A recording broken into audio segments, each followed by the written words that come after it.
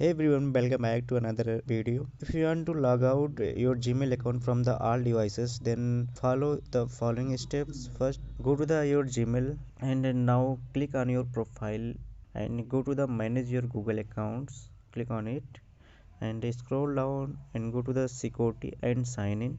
Click on this.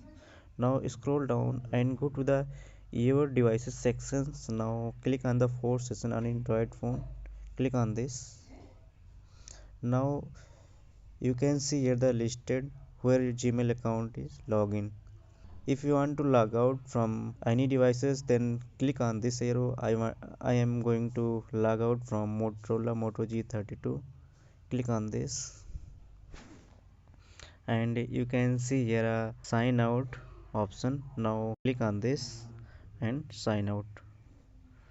After doing this, you can check here sign out. So by this way you can log out from all devices.